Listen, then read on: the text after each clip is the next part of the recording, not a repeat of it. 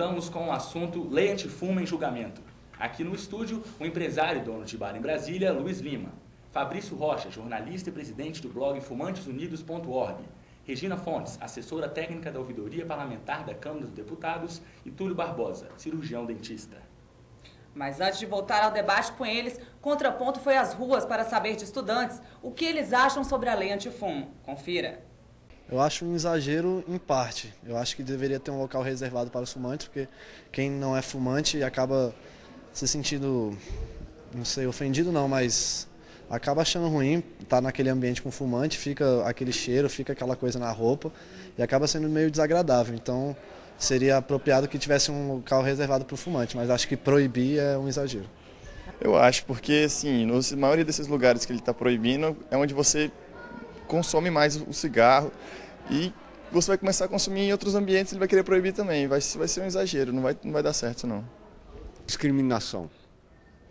Isso é a minha opinião, que é uma discriminação. Por quê?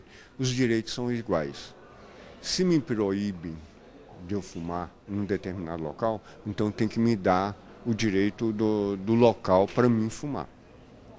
Eu acho um pouco exagero, eu sou a favor em partes. Eu acho que em locais fechados eu acho um desrespeito mesmo fumar, mas em locais abertos eu não vejo problema algum de ter fumantes, como num bar, agora não em um restaurante, no estabelecimentos de comida.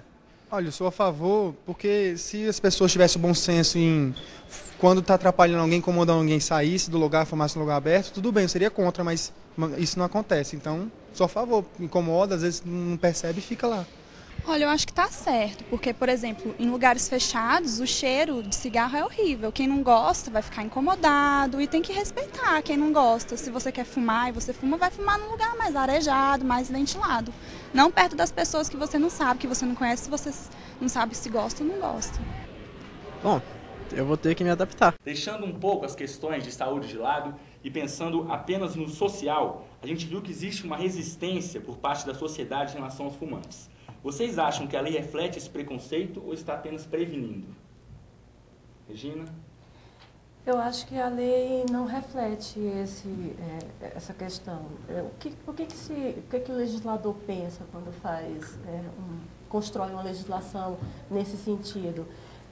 De adequar uma determinada situação a uma população que você não tem um consenso sobre determinada situação. No caso dos fumantes, tentou-se respeitar, sim, a população dos fumantes e dos não fumantes, porque a lei é clara quando ela fala que você tem que construir lugares adequados, que são os fumódromos, para acolher essas pessoas que optam por fumar e respeitando aqueles que não gostam de fumar, que não se sentem confortáveis com essa situação. Eu não vejo a lei como discriminatória. E você, Fabrício? Essa legislação federal ela não é discriminatória, mas nos últimos anos tem havido um esforço por parte de vários governantes, não só no Brasil, mas aqui a gente nota bastante isso, especialmente por parte do Ministério da Saúde, Anvisa, todo aquele grupo ali, um esforço para enrijecer uma legislação que já é considerada suficiente e que vem tendo resultados. O ministro José Gomes Temporão já declarou abertamente que ele quer, de todo jeito, prejudicar, acabar ali com a graça de quem fuma. Ele quer, de todas as maneiras, criar dificuldade. José Serra, governador de São Paulo, já foi ministro da Saúde. É difícil você apontar que o único motivo para esse desejo de se atualizar a lei seja realmente assim, um reflexo do que a sociedade pensa, porque não há realmente, a gente não vê uma movimentação tão grande assim da parte da sociedade, mesmo dos não fumantes, de que essa legislação seria insuficiente. Basta que ela seja cumprida e respeitada do jeito que ela é feita e fiscalizada, que já seria suficiente. O que ocorre é que, no Brasil, o executivo muitas vezes se exime do papel dele de cumprir a sua parte na lei e prefere criar uma legislação que seja genérica demais e proibitiva. Foi o que nós vimos no caso, por exemplo, da lei seca. Cabia ao Estado o quê? Fiscalizar o motorista nas ruas para saber se está dirigindo alcoolizado ou não, se aquele nível de alcoolismo foi muito elevado a ponto de poder causar um acidente, e não simplesmente proibir.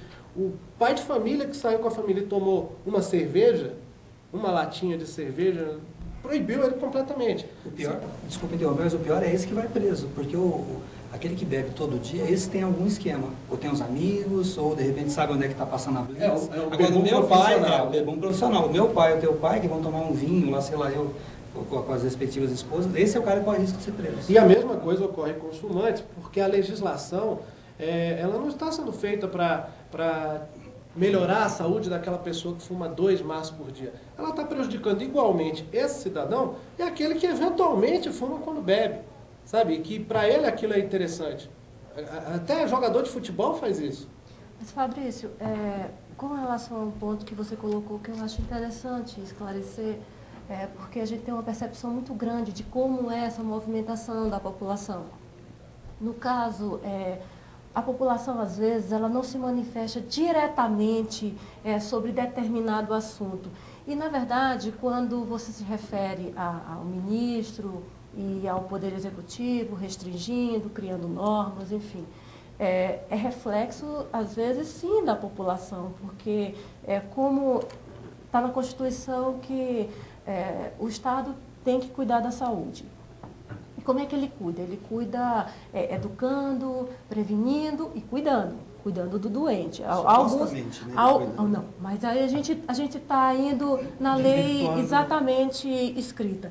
E às vezes a gente percebe que a população, quando você cuida de uma determinada situação, no caso de um doente,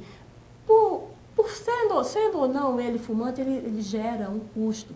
E aí, você conhece muito bem, porque você é empresário, tudo que gera custo, você tem que ter uma contrapartida. E a população, quando se manifesta com relação a isso, ela se manifesta criando impostos, que já ninguém aguenta mais o aumento de impostos, a carga tributária. Só que o Estado, ele não é um criador, ele é um criador de fundos, porque ele administra bem público. Então, para cuidar da saúde, para cuidar de doentes, para prevenir a população, ele precisa de recursos. Então, eu acho interessante e acho importante colocar aqui que a população, quando se manifesta, às vezes não é diretamente voltada àquela situação, mas ela se manifesta indiretamente reclamando, olha, sou eu que estou pagando, os hospitais não estão funcionando por quê? Então, é bom a gente ter essa percepção. Você acha que existe preconceito por parte das autoridades com a execução dessa lei? Eu acho que não existe preconceito. É muito simples explicar por que o ministro Temporão apoia de forma tão veemente esse tipo de legislação. Como a nossa amiga falou, existe um custo muito alto para o Estado em curar as pessoas, em tratar as pessoas que estão expostas ao cigarro. Da mesma forma que eles fizeram a analogia com o álcool, existe da mesma forma um custo muito alto com tratamento de todas as sequelas decorrentes de acidentes de carro com as pessoas que beberam e com pessoas que não ingeriram álcool,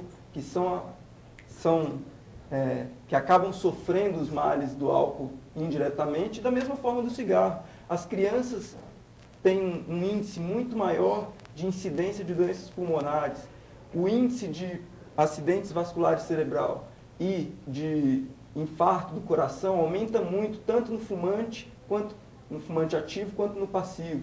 Existem uma quantidade enorme de doenças. A mulher tem osteoporose muito mais cedo por conta do cigarro.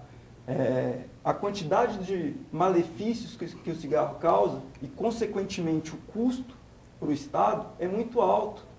Obrigado pela presença. Obrigado pela entrevista, participação de todos vocês aqui. O programa Contraponto fica por aqui. E a imparcialidade no jornalismo é o tema a ser discutido no programa Faixa Pública. Até lá. Até lá.